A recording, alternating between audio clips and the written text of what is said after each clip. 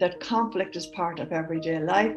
It's something we deal with. It's actually a very positive thing. Whenever I did training, people would always, you'd fill the flip chart, but it would all be negative. You'd find it hard to find a positive word about conflict, but actually it is positive because we're all dealing with it all every day in some shape or form where somebody disagrees with what you're saying. So it's always about having the conversation.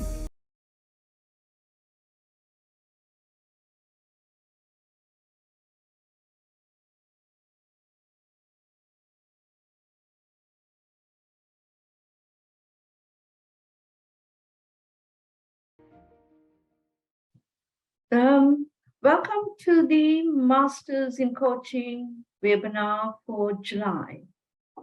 And as you know, our theme for July was creativity.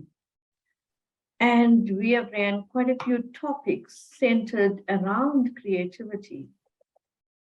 The topic today is quite a thought-provoking, creative topic.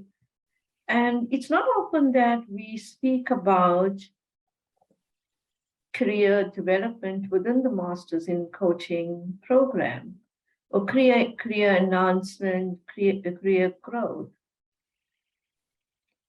And what I have noticed in speaking to other coaches,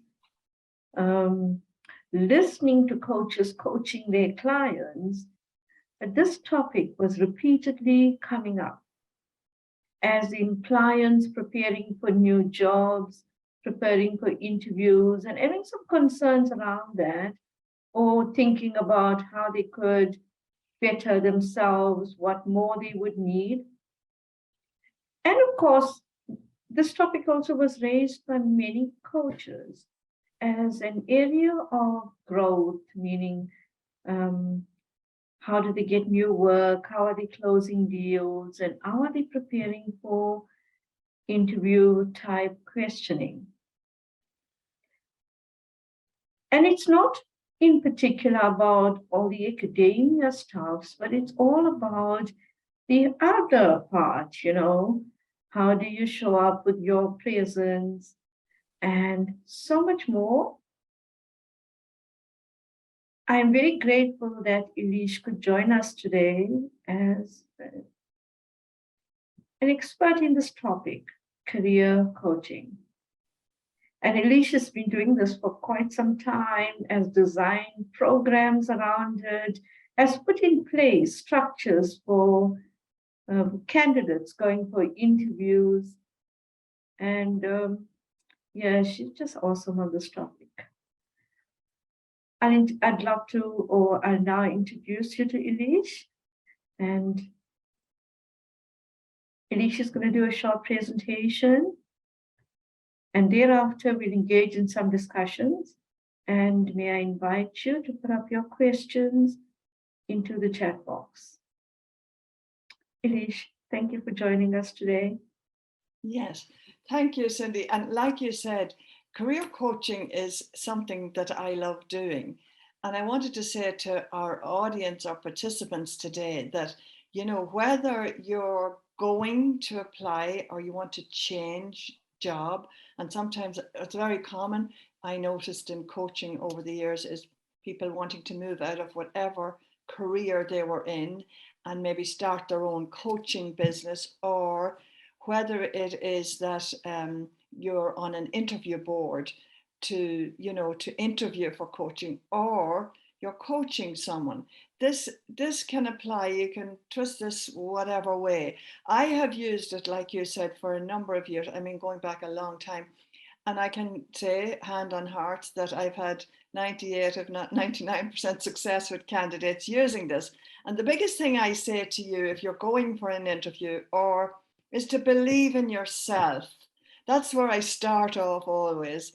And it's always about minimizing any fears that might come up. We have the amygdala and the brain, like the reptilian brain. I was trying to think of the word. And, that can bring up fears in us. And we all have it, and it's happening all the time as we speak. And I always tell, that's one of the first starting points for me with someone, is start from today and believe that you're going to get this job, that has your name on it, and don't entertain any thoughts of fear. And particularly in the interview, be aware that when you minimize the fear and calm the amygdala, you have the whole of your brain at your disposal to answer any questions. So that's a big starting point.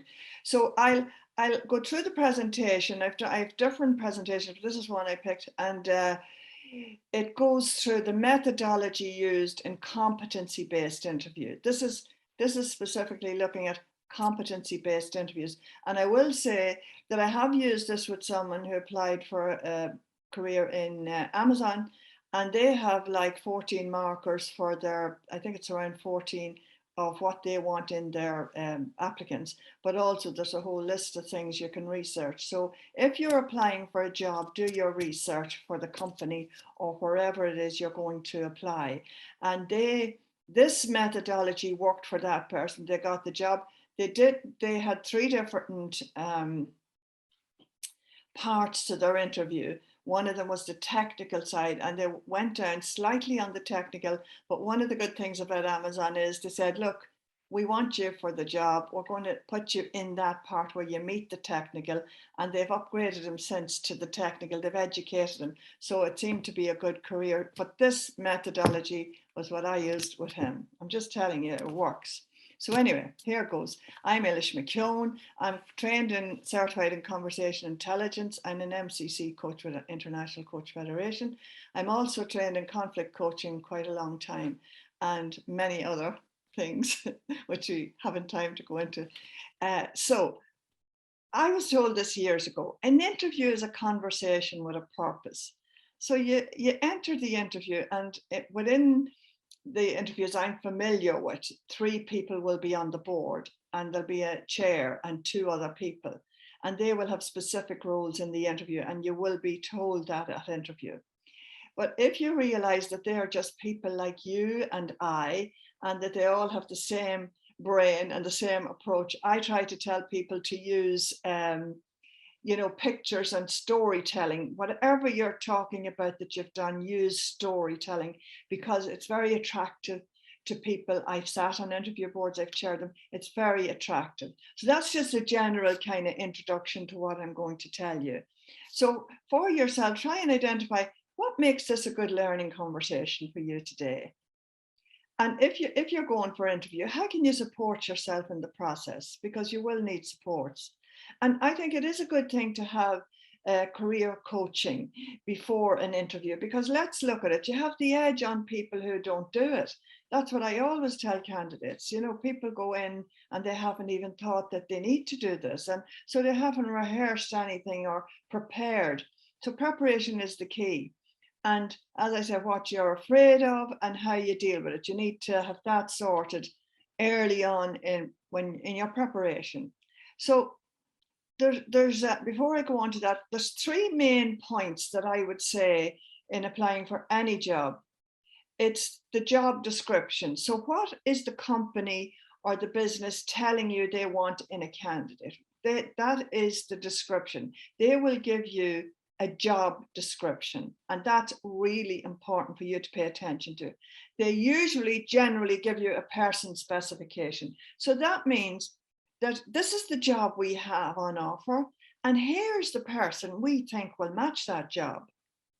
So for all of you listening, your piece of work is the next piece, because that's your CV or your curriculum vitae.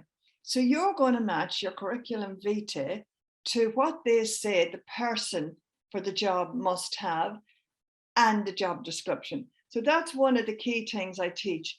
And I always ask for, can I have your job description? Can I have your person specification? And I will comb that then for key words and points that you will highlight in your CV to make it attractive to them when you go to interview. So, okay, so competency-based interviewing I'm trained in. As I said, I've interviewed in, and I'm fairly au fait with it. So whatever company you go to, they'll tell you what competency, they mightn't call it, they usually do though, but they will tell you, here's the person we need for the job. So we're looking for somebody who can problem solve. It's always and ever in a job description, problem solving and decision making, because we need somebody who can think on their feet, who, you know. So, and generally speaking, there'll be a section on how do you manage the resources we have, you know, management of finance, experience of managing and updating. These are just samples. Enterprise resource planning systems, or planning and managing resources, including commitment to quality service, or always and ever, relationship, managing relationships. And now team working is becoming the buzz and the norm, but managing relationships, I've interviewed umpteen people in that, and I would tell you that this is the place where they kind of do the least work in their preparation. And yet that's the piece that you need to be doing most work, is in your description of how you get along with people and how you deal with conflict in the workplace and all of that. So when we're doing competencies, on any interview boards I've been on, communication, we're looking at from you apply for the job, how did you write up your application? How are you in the interview? So we don't ask questions on that, we just judge it in your overall approach, okay? So any questions? I think, Cindy, will we do that at the end, or what do you think? I think we'll do that when you have done, Eilish, then we'll Yeah. start taking questions and discuss. Yeah. So here's an example of managing relationships. And for every competency, I want you, if you're preparing for a job, to do this. You really have to do this. Find an example on your CV that indicates where you manage relationships. And this is how you do it. You drill down roughly 5 points. So what happened in the organization? It may be that somebody was shouting at you, somebody was misbehaving, a member of the team was disruptive. What was the situation you were involved in? What was your role in it? How were you involved? Who else did you involve in it? And what were the obstacles? And how did you resolve it? And a key thing is, what did you learn from that process? So this is generally outlined in competency-based interviews as a way to look at questions, but this is what you do. So you're getting your job description, your person spec, and your CV, and with your CV, you're matching what they're asking for in the job description and person spec. I know this is kind of complicated. I said to Cindy, you'd need 4 3-hour sessions on this, to be honest with you, to get the detail and to understand it. But anyway, so when you're talking about your work experience, explain the background. What objectives were you trying to achieve? What did you do? What action did you take? What was the outcome? So that's kind of repeating the previous one. What did you learn from the experience to bring it forward in your job?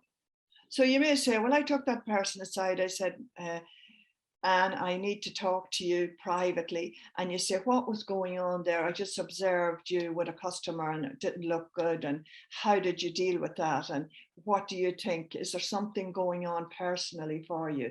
And, you know, you tell that story to the interview board, and you might say, we discussed it and we decided between us that it wouldn't happen again and all of that. So what was the outcome? And the person agreed they wouldn't behave like that in the future. So it's that type of example.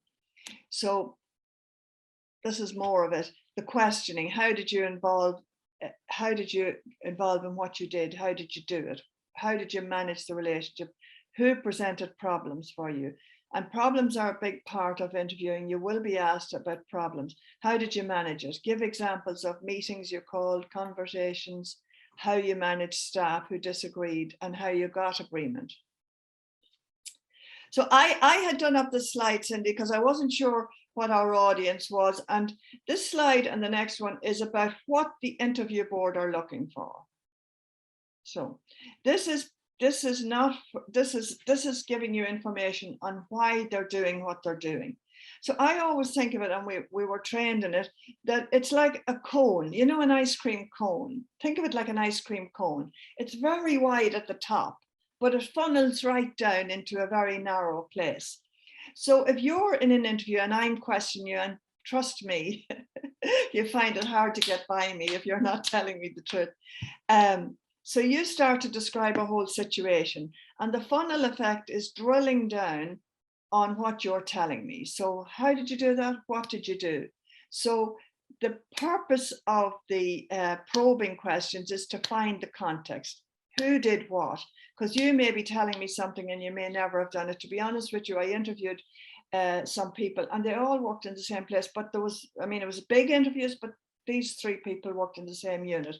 They all had the same example and they all said they all did the same thing. So that kind of is very easy to flush out when you're when you are the interviewer. So then you talk about your responsibility. So you're trying to find out from the candidate, what was your responsibility in that? What contribution did you make? Because it's all about you. It's not, and don't be afraid to say I did, I. And in competency-based interviewing, you're trained to talk about I. This is what I did. And in some instances, you're asked, well, what percentage of that was you? You know, judgments and thinking, any problems or obstacles. So you're trying to find all of this out from the candidate. So this is more of it. So I suppose this one should be before the other one, sorry. Open the conversation. So you open the conversation and you probe the candidate. You probe further. So you're going down that funnel to see how they demonstrate the required skill set. Check on the outcome of what they describe. What was the learning for them and how can they use what they learned? Now, what I will say, you know, when I was training people, I would take them through this whole process and I would probe them. And if you are doing that for someone, even if it's somebody belonging to your family who are going for interview, make sure you do this because that prepares you really, really well for the interview because you're being asked questions that are finding out what you know and what you don't know. And they will, trust me, they will get to that. So I understood, Cindy, when I was doing this, that we were in a group that could do breakout rooms. So I thought we would be doing practice for 20 minutes because I have done this with groups and they found this to be most beneficial. That, you know, one person, you can practice this at home actually, you know, one person is the interviewer, one person is the candidate and somebody observes. And so you experience what it's like to be the interviewer, what it's like to be the candidate. And then when I have people here in my office where I'm doing this, if they're not understanding, I just get up off the chair and I move them around to my seat and I go to their seat and I say, now you asked me what I just asked you. And it's like role play and it really is very effective in helping people understand that it's not this big fear thing that you think. We're all just very human and we're all, you know, it gets you to understand what it's like for an interviewer because there's always stuff going on for interviewers as well. So these are kind of sample questions that we would use. So tell me about the example you put forward. What did you have to consider? How much time did you have? So if you think back to your looking at your job description and person spec, and I would say they are the key to the entire interview. And I would get a highlighter and go through it for the key words it's mentioning. And on your CV, highlight that experience. And then when you put it into this sample question, your example is to mirror all of that. So your example would have the keywords in it, you know, and I suppose having the candidate understand that. But I would be, and you would be possibly working with someone through that. So you'd be, these are the kind of questions you'd be using. What, because when they've done the 5 key points, and then I usually say, pick 3 more from that. So say I'm saying I managed budgets and payroll in an organization. So that's what I did.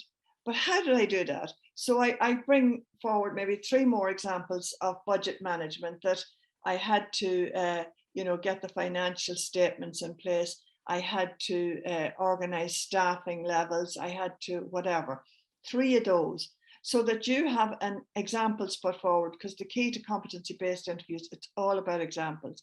It's all about your examples. And you will oftentimes be asked when you're submitting an application for a role, you will be asked to give competencies.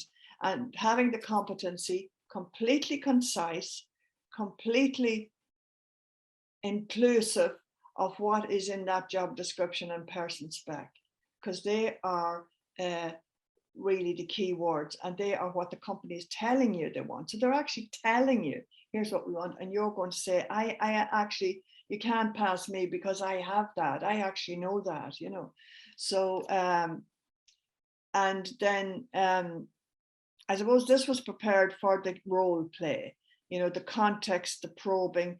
And when you would role play that, you'd start to understand the probing. And, you know, as I say, if I said I did, it could be,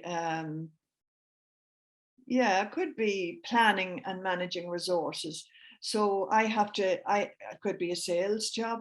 I have to prepare stats for the next month. So how did I do that? And what did I do? And what problems did I come up against? And then you say, so how did you respond? And what options did you consider? And what was the difficulty in that? And how did you make the right decision? And how do you know you made the right decision? These are key questions that are always asked, you know. How did it affect other people? And this is really where the relationship management comes in. What did you do? What did you say? What did you do next? And very quickly, you will pick up the attitudes of somebody in an interview, and you'll also pick up how they manage relationships. And you will be asked a direct question like, how do you deal with conflict? And what I always say about conflict management is conflict is part of everyday life. And I always look at it this way. If we're talking to one another, we're here. But as conflict, and if you experience conflict, it's going this way. So in order to resolve conflict, what must we do? We must come together. So I always teach candidates the answer. There's a fly hovering around me. I always teach candidates the answer to this question, you know, that conflict is part of everyday life. It's something we deal with. It's actually a very positive thing. Whenever I did training, people would always you know, you'd fill the flip chart, but it would all be negative. You'd find it hard to find a positive word about conflict, but actually it is positive because we're all dealing with it all every day in some shape or form where somebody disagrees with what you're saying. So it's always about having the conversation, always and ever. So if you're asked that in an interview, I took them to one side, I had a conversation. I asked, what's going on? Can you tell me? Anything happening at home, anything personal, as I said earlier. So how did it work out for you and what was the end result? These are asked over and over in interviews. It doesn't matter whether you're going for a top job, these are the questions. And how was it satisfactory? How did other people react to the outcome? What did you learn from the approach you took? Because very often, you know, people won't be happy with an outcome, and you just say, well, we agreed to disagree. We sat down, we talked about it, and we understood that. I suppose it's something in conversational intelligence around exploring together what are the difficulties and sharing and coming to a conclusion on what we both agreed that we can both agree on. And so you can give examples of that. What did you learn from the approach you took? And in what other situation have you been able to apply it? So I suppose if I thought we had the role play, Cindy, I was doing this, what was it like the discussion would be?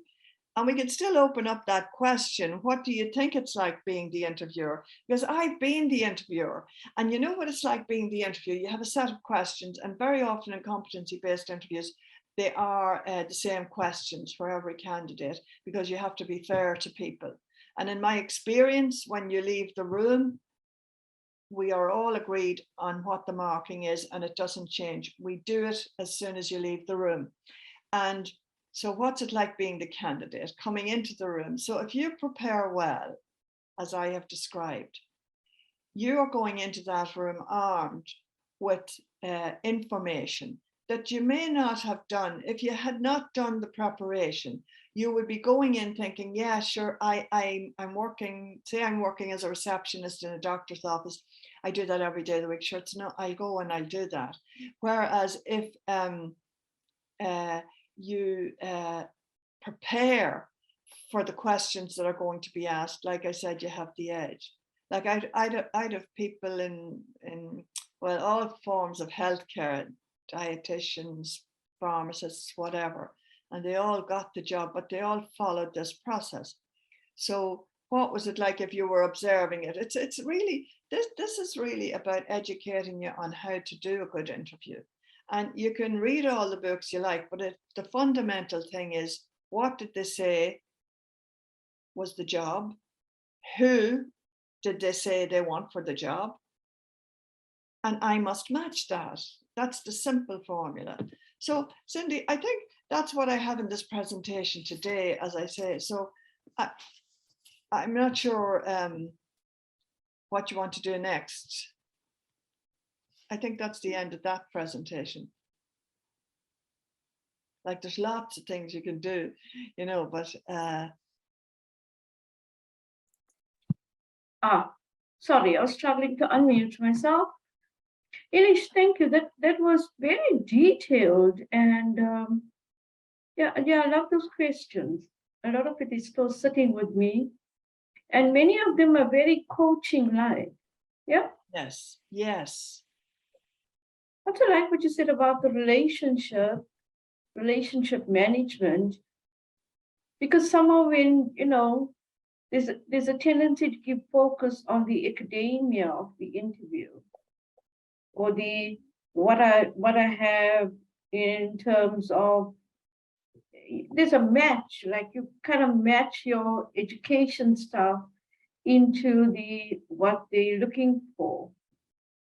But there's so much more, right? Like you were talking quite a bit about the relationship management. Yeah, because everything we do, if you think about it in the workplace, is about relationship, isn't it?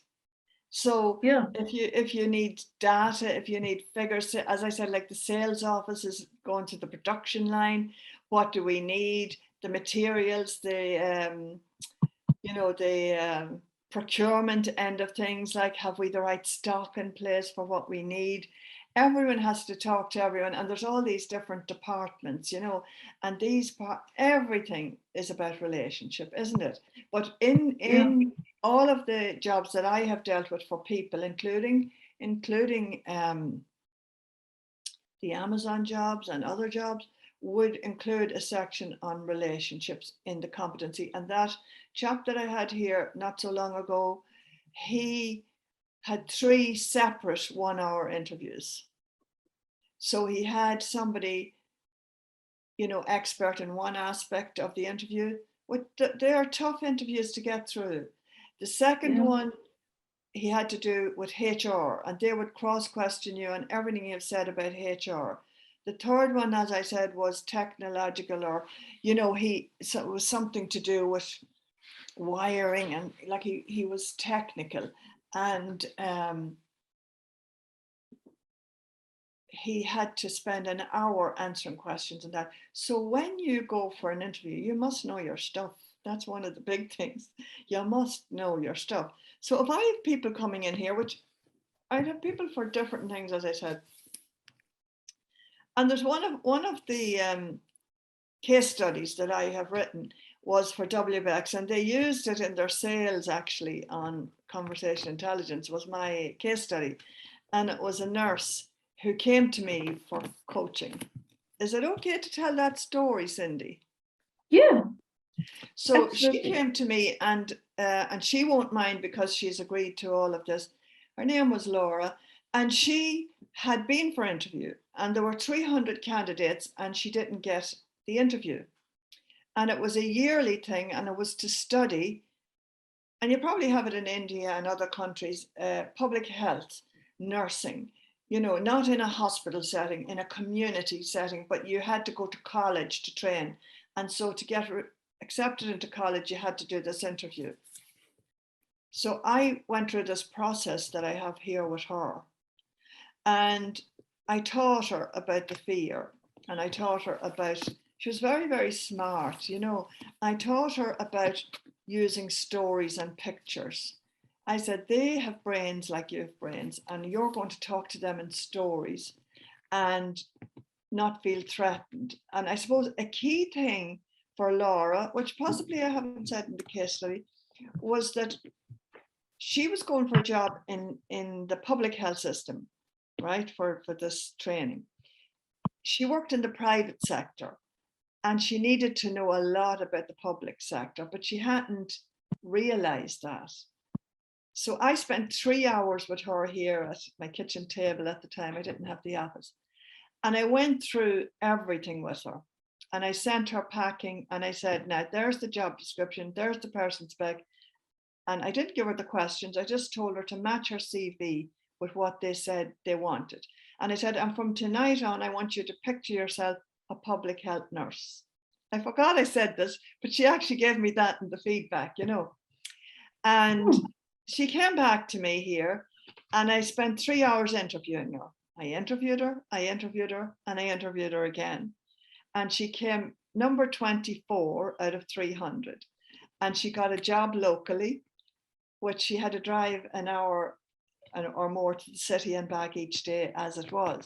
So she sent me a picture the following year holding up her new baby boy in her gown where she graduated. So that was a really good news story. But really and truly, this might sound simple, but this is how it works. It works. I'm telling you, it works. And if you can't have or afford or whatever it is to pay for interview training, you can have your family do that for you.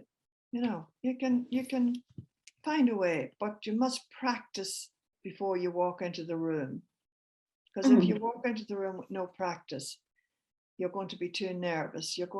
What happened to her too in the earlier interview, she told me, they asked her a question, and I know this from my training that this is a fact, that it takes 4 minutes to recover from something that throws you off guard in the interview.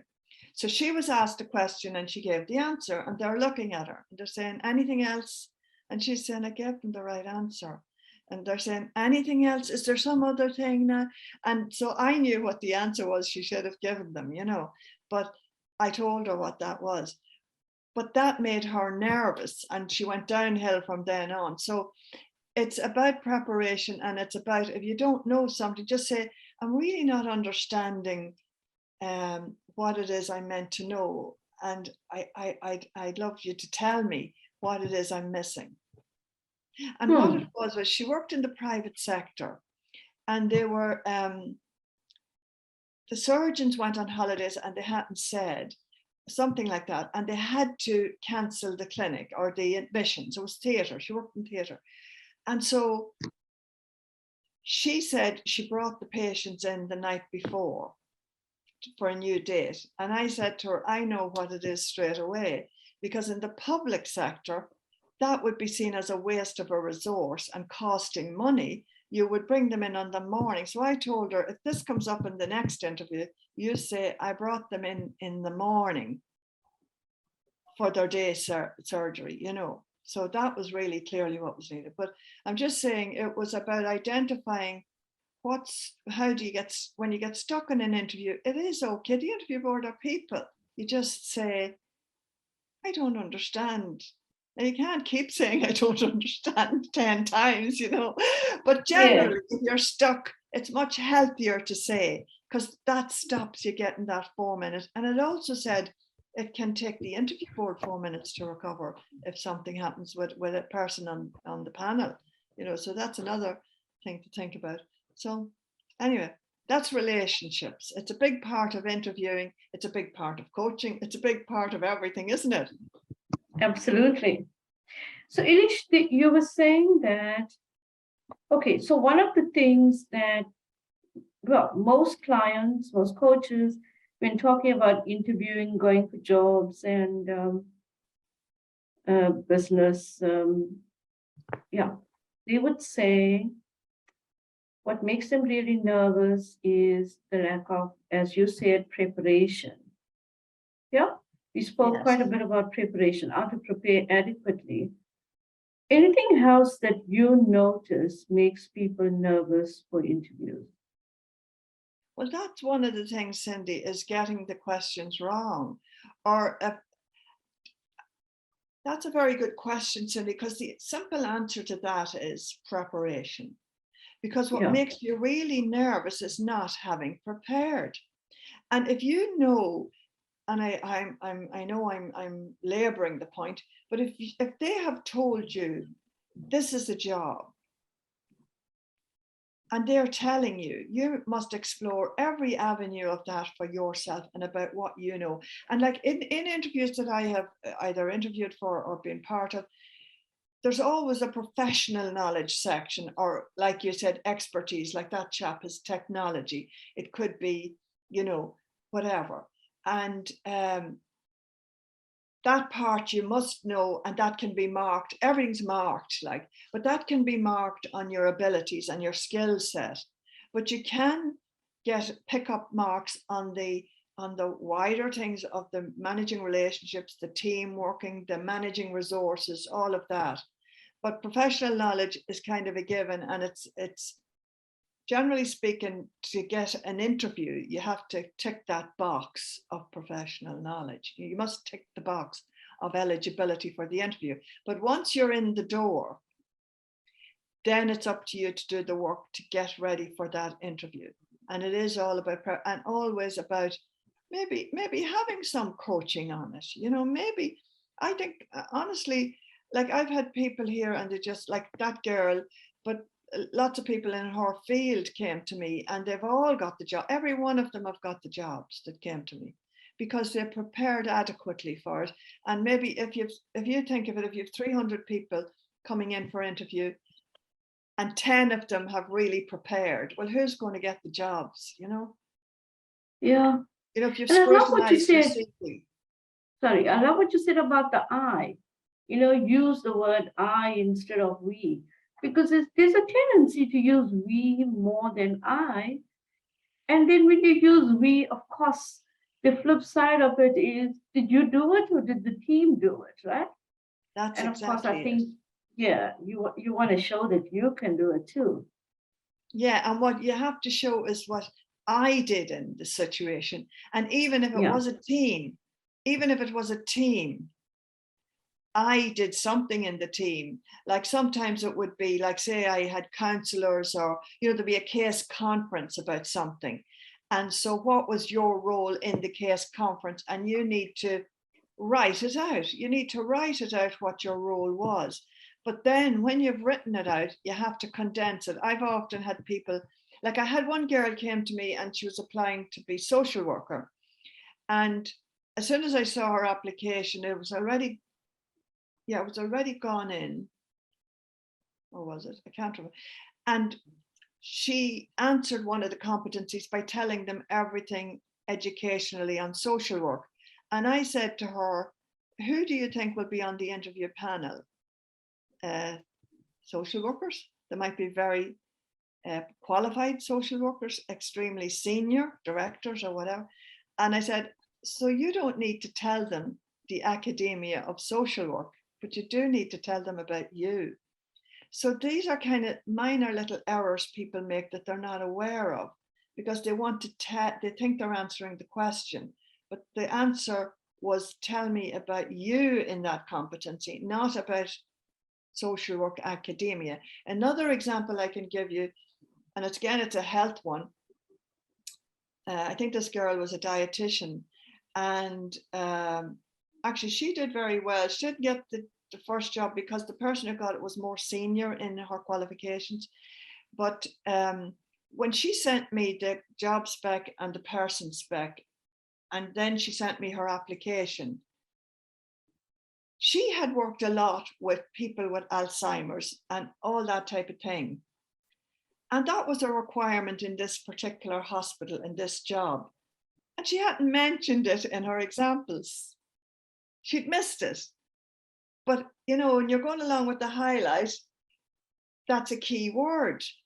Demonstrate experience working with elderly with Alzheimer's. You know what I mean? And you would say, oh, sure, that's so obvious. But that's what a coach or somebody training you in interviews will spot straight away, you know. So Hmm. maybe to be able to spot that, you know. Yeah. Yeah, because you're right, right? I mean, I would look at it like that. Like, why are you asking me this question? Of course, it's assumed that I know this. And I'd leave that part out, making the assumption that Exactly. the other person would know. Yeah. Exactly. And I did have I was on an interview board many years ago with a girl that I knew well, and she had a candidate in, and the candidate worked in budget management and finance. And when we came out for a break, she said to me, I didn't ask her any questions on finance and budget because I know she works in that area. And I said, and how are you going to score her? She has to be marked on finance and budgeting. You can't not ask her questions in that. And she said, oh, I never thought of that. She had to go back in and then do the that part of it, you know. So interview boards can make mistakes too, you know. But Absolutely. I think what you said is right, Cindy. You know it's so obvious and you might play it down when it's the key thing they're looking for. That's why I'm saying you must pick out key areas they want. And they will tell you, they will always tell you what they want in the role. There's a question here on the chat box. And coaches, if you participants, if you have questions, please type it in or share your insights. Share what's going on with you as you're listening to this webinar. We'd love to know. Eilish, the question is it possible to share an example of a mid-career crisis and how coaching can help? Mid-career crisis and how coaching can help. I wonder what type of crisis is that? A mid-career Yeah. crisis. Is that like, you know, I would be assuming something that might be incorrect. Is there any key words in that mid-career crisis? Yeah, Rajiv, I think you know that Eilish can, unpack things quite well. Please, can you explain that a bit more so that we can answer it for you? Eilish, I have another question that shows up quite a bit.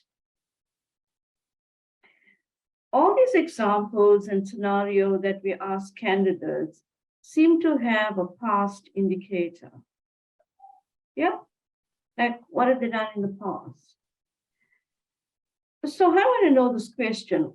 How much of an interview focuses on what the candidate can bring in for a more future focus? Yeah, and that's another good question, Cindy, because in the past, before competency-based interviewing, people came into the interview and learned everything off and just rattled it off. And there was no evidence that they understood what they were talking about. And competency-based interviewing is evidence-based. So you have to prove to the board. So they say, here's what we need, like I said, and I'm telling you by what I know on the examples. And if I'm the interviewer and I'm drilling down and funneling, then I am also finding out, is that really true? So I'm understanding that you do know what you're talking about. So you actually would be a good person for the job instead of picking somebody who rattles something off by heart. Other questions we would say was, why would we give you the job? I would also ask that question. Why do you think you should get this job? You know, and you know what people often say, which I don't think is a great answer. Well, somebody told me a long time ago, it's not. I'm a hard worker. Well, 20 people are hard workers. Why would I give you the job? You know, so it's back to the example when I was set targets in my previous job and I was given 2 hours to prepare something, you know, I was able to, and I did this, and this. Another thing that I would say, there's different forms of interviews, Cindy. There's the group interview. I know people, and it's a long time ago, had to do a group interview where they were weeded out, you know, with asked to do role plays, and they would watch who's taking the lead in this. You know, there's different styles. That's why I said at the outset, this is the interview style that I'm talking about today, the competency based. There's also, I know somebody I did train, he didn't get the job. He has a better job now, but I did train him in the methodology, and you can bring that methodology with you all the way. But he, in the interview, was asked, you have 20 minutes to make a 10-minute presentation. So you go away for 20 minutes, here's the topic, come back in and present to us.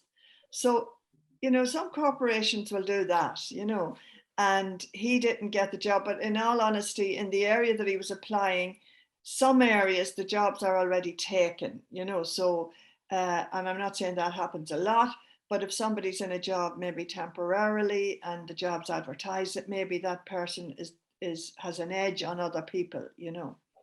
But that's Cindy, that thing of the experience is what arms you going into the interview for the job and the demonstration. So I'm going to pick up, trust me now, Cindy, I can weed out a worker a mile off, like, you know, because I'm going to find out from you, do you really do what you say you do? And I'm also going to see your qualities. I'm going to see your communication, how you behave in the interview, how you articulate the answers, what you're telling me you did.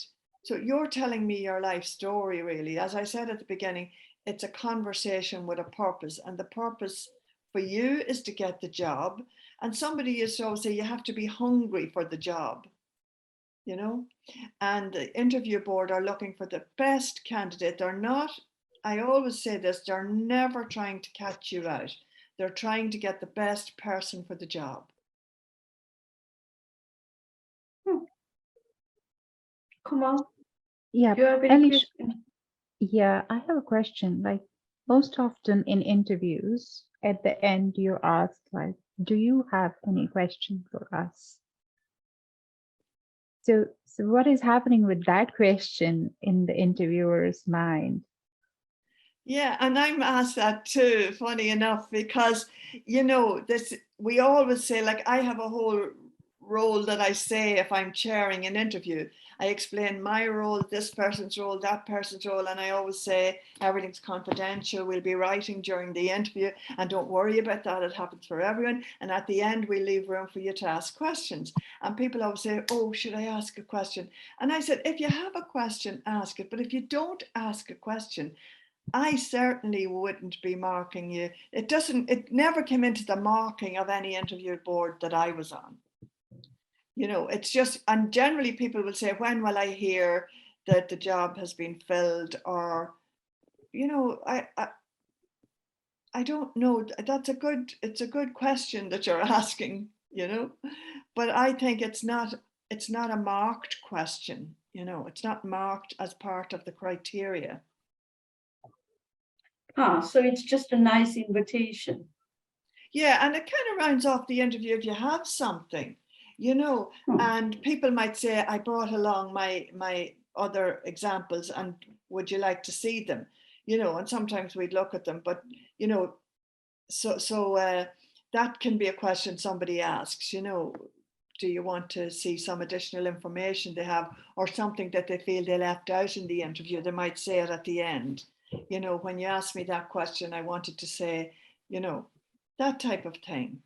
And if there is something like that, do say it, you know. Do you think there could be any particular kind of question that you would not suggest people ask to the board? Well, I think that any question that relates to the job and to your application and to the company, and that's another thing, I suppose I did skirt over it.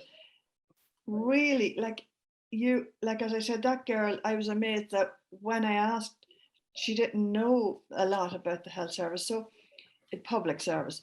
And so another thing I would say to people, if there's someone you can shadow in that job, do that. Like I did that with a pharmacist, and that public health nurse, I advised her to go and shadow, ask one of our local public health nurses to get a feel for the job. So what you're really doing is training yourself in what the job means, and you'd have to really care a lot to do that.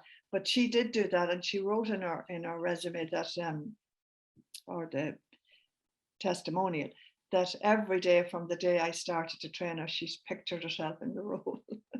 But yeah, you must, know about the company. Imagine going into an interview with Amazon and they say to you, so what do you know about Amazon? Oh, I never thought. You would be amazed at the number of people who would say that, you know. And also, like, I've had people coming with that, like, amount, 4 lines on a competency, made no effort, you know. You're going to get a big X if you do that. You know, you have to put some effort in. And like I said, it needs to be concise, not waffly, you know, have the words in it that make meaning to the company, you know. So what about that question about the crisis? Did anything come in on that? Yeah. So Rajiv has mentioned that people having spent some significant years in a certain profession feel unmotivated, lack of growth, etc., and are not sure how to move forward. So that's the kind of crisis. Yeah, that's a coaching question, you know, isn't it? And you know what, and Cindy, probably many people on the call will allow answers to that, but it's around self-esteem, that question, in my opinion, that because and I know people who've invested a lot of time and energy and career in a role that maybe for a long time they knew they didn't like or want, and they stuck with it for personal reasons. Maybe they needed the money, etc., etc. And I did say at the outset that I would have seen that a lot, particularly when I was studying conversational intelligence. A lot of people sharing on LinkedIn, well, mostly Facebook, because that was the at the time, that's what was used, about how that happened to them. And they had to take a big step out into the world of self-employment, you know. So if somebody's having a crisis like that, a very good thing to do maybe is to write down on a sheet of paper, what is it about this career, you know, what is it? In other words, get the facts. I'm a great believer in getting the facts of what it is. So write down the facts of what it is, and then also write down a list of your ambitions for what it is you want for yourself. And it may mean taking a big step, but everyone that I know that did that, they never regretted it, you know. But if you're coaching somebody, as we all know, and the new markers tell us that you're going to explore with people to the nth degree. So as you explore, that person becomes aware of what is going on for them, hopefully with good questioning, you know. But I do think I have seen that a lot, you know, that people want to move. And it is very attractive, isn't it, to move into a career in coaching, you know. Absolutely. So it sounds like preparation. Sorry, you go, Kamal.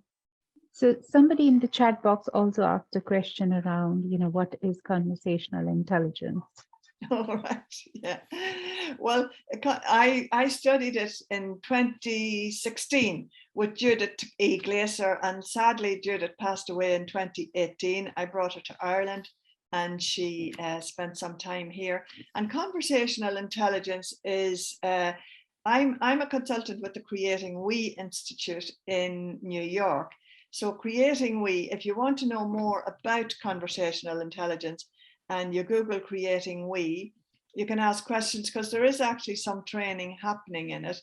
Judith is not doing the training clearly, but some of my colleagues are doing training in conversational intelligence. And there is a book, Judith's book is Conversational Intelligence, and it's all about, really what I loved about it is where I learned, and I've said this, Cindy knows this on other calls, I learned when I was coaching the levels of listening, and I was always saying, oh my God, I'm not listening. And when I learned how to listen through Judith's methodology of, you know, instead of being working out of protection and fear in level 1 listening, and level 2 is about being right, you know, I need to be right and I'm right and you're wrong and I'm right and we are never going to agree. And then the sharing and exploring together is the level 3 of listening. So those levels of listening, but it's a lot more than that, and there's a lot of tools, but they're in the book. And I would like to acknowledge Judith and I had thought of that, Cindy, even though I wasn't using conversational intelligence per se today, but it is something that I love dearly and that is really worth look. If you look up now, whoever that is, go to YouTube and you will see Judith E. Glaser, and there are some fabulous pieces that she gave on conversation intelligence herself. And Eilish, last year we did a webinar together. Yes, and we talked about the dashboard and the levels of listening. Yes, so it's on our YouTube channel. Just right. type in or look for Masters in Coaching. It was the beginning of last year. And so Maria Escobar Borden is the leader now, and Maria is with Creating We Institute. So you can access them through the web, through the Google. But have a look first and listen, because people contacted me after she passed away who did not know Judith at all, but listened to her and really loved her style. And I don't think they knew, Yeah, she's a remarkable person. Eilish, there's one more question here. How do we stick to coaching and not consulting, since quite a lot of the candidates will have questions, doubts, and may expect the coach to tell? Yeah, well, I don't tell. What we do together, and it's a bit like the competencies. If you came in the door, that person came in the door to me to prepare for an interview, like I say, I'd be asking, email me your job description, your person spec, and your CV. And then when you come in the door, I will be asking you, why, a series of questions, but I will be exploring with you. But I absolutely 1000% guarantee I won't be telling you unless it's something factual you need to know about. I would maybe say to somebody, you need to find this, and this, because that's part of that job. So like I said, you have to have the knowledge or the information that the job is telling you it requires. And that's the responsibility of the candidate. It's not my responsibility, but I definitely do point them in the right direction and have done that. But as regards to, I'm always coaching you, and I'll tell you, it's not a secret, but one of the things I do is affirm. And that is one of the things I learned from Judith, that she listened. So the biggest compliment you can give to anyone is to listen to them, to truly listen. So I listen to those candidates and I build their confidence that way. And it helps them when you go to interview them, We have reached the end of our time. And you were right, Eilish. You were right when you said, we're going to need 3 sessions for this. So it's very in-depth, like there's an awful lot to it. If you were taking it stage by stage, Yeah. I invite you to round up. And before that, I want to thank all our participants for attending today. And I'm not sure, Eilish, whether you can share your slides or not. If you can, I wasn't going to do that. They're on the call anyway. Yeah, right. They are on the call, and while anybody's listening on YouTube, they'll be able to see the questions. So exactly. Absolutely. Yeah, and I think, well, if you're like me, what I do, even with the ICF competencies, they have, those little.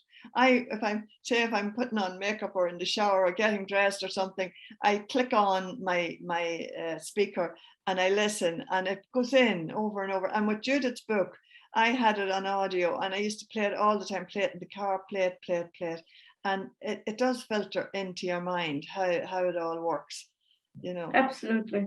And I wish everyone or anyone on the call who's applying for a job and wants to change to do it, just go for it. And I wish them the very best of luck, Cindy. And thank you. Thank you. Your generosity is, thank you. Like yourself, Cindy. And thank you for facilitating us, Kamala. Thank you so much. Yeah. Bye, everyone. See you next month. Bye, everybody. Thank you so much for joining us again this week. We'll see you next week with a new theme and new session. Thank you so much, Cindy. Thank you, Eilish. Have a good night. Bye. Good day. Good night.